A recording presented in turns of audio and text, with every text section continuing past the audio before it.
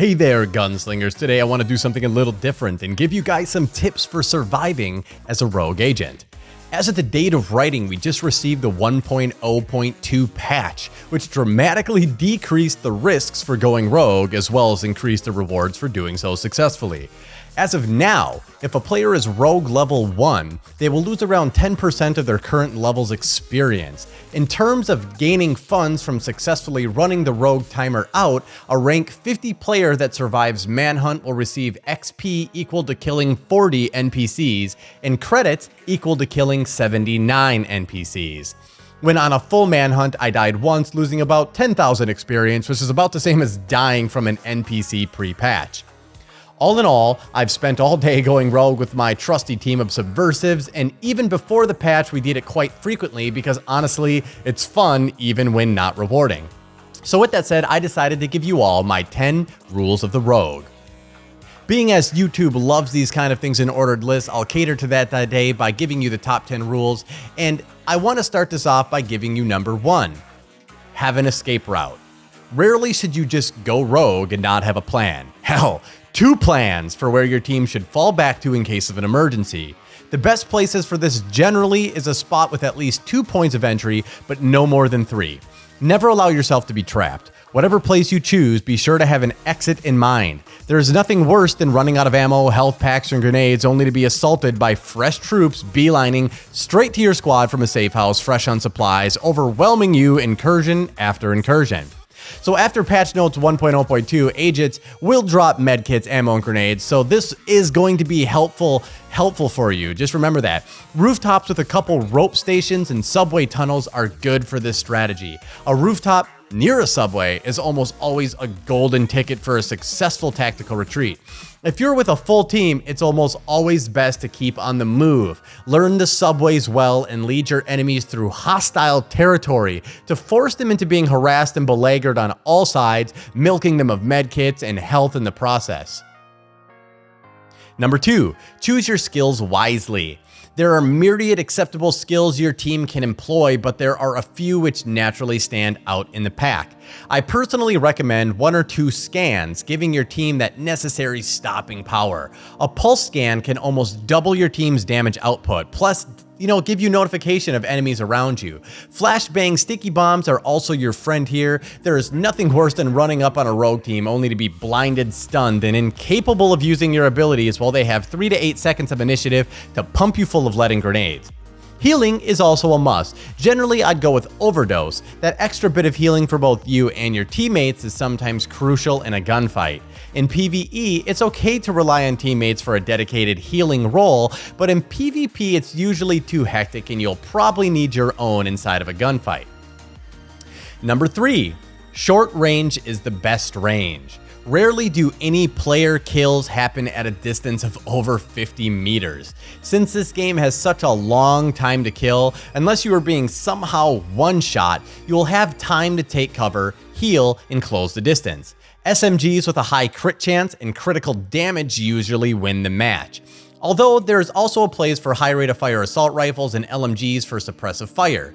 SMGs mixed with a pulse scan absolutely decimate a player, usually before they even have time to hit their heals and return fire. 4. Learn how to heal yourself effectively. Let's talk healing, guys. I see so many people healing themselves but doing it poorly.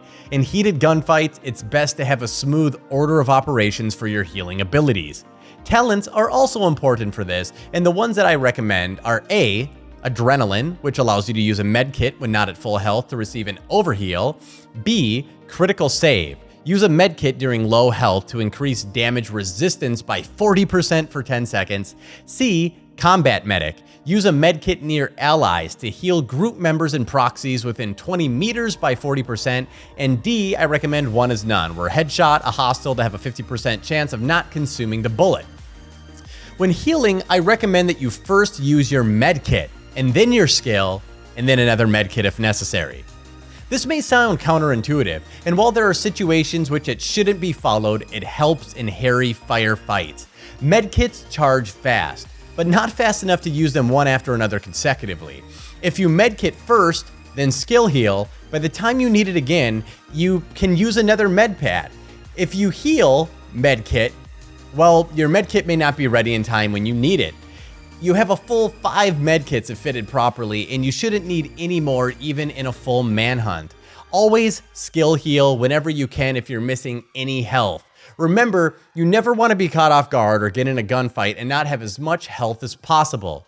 Remember, you use med pack first, then skill heal, and then med pack again if you need it. Chances are you won't find your prey before you have it again.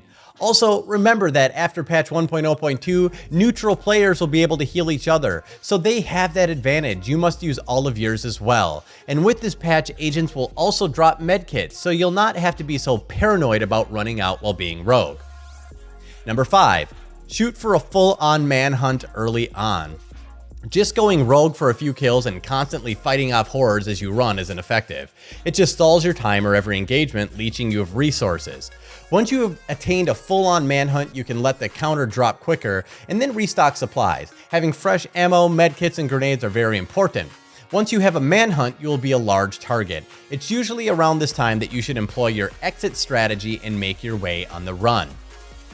Number 6, Survivor Link is your friend. I would say outfit the majority of your team with this signature skill. It'll help you survive and evade your attackers. This signature ability gives you and your team 30% movement speed and 80% damage mitigation. Increased damage is nice, but you can usually get that with the pulse scan anyway. If you have a team of 4, Recovery Link can be useful, but I found it to be somewhat buggy and unreliable in certain situations. This could just be bad experience on my end, so take it for what it is. Number 7, stay in close groups of 2 when you can. Not only is this good for team shots, but it's also good because you can share healing abilities. You can be assured that your opponents will be healing each other, so you should make it a priority as well. Keep good callouts and don't use your signature abilities unless you absolutely have to. If you are being constantly harassed, be sure to remind each other to use soda and other consumables. It is easy to forget that you have these powerful tools in the heat of battle. Number 8, incendiary ammo and grenades are a must. When you are holding down an area and being stormed with limited ammo, have one person pop in incendiary rounds and start setting people on fire. This prevents them from shooting, using skills, and pressing the advantage. It takes the time of a reload and can be employed pretty quickly if you have it in mind. Once they're all on fire, call it out to your squad and hit them with grenades, team shots, and even sticky bombs or flashbangs for added mayhem. Number 9. Don't be suspicious.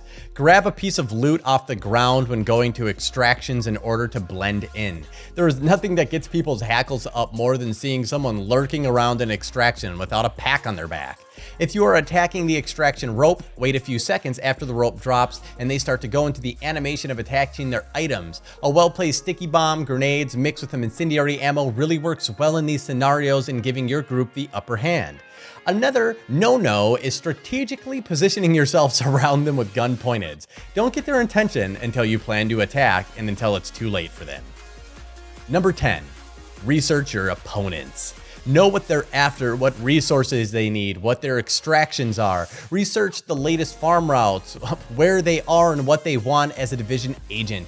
You can find on my channel a farm run that has become fairly popular. Learn it. Also, it's great to use bait. Don't take all of the gear chests that you find, leave them and wait for other players to come snooping. If you see them beeline for an extraction, chances are they have something good. A few end notes that I'd like to state are that you and your team should be constantly watching extraction areas, waiting for them to light up. Also, despite the maps not having GPS, if you come across a particularly nasty group of people that have killed you and think they can get away scot-free, add them as a friend and you'll have a constant locator on the map of where they are at all times.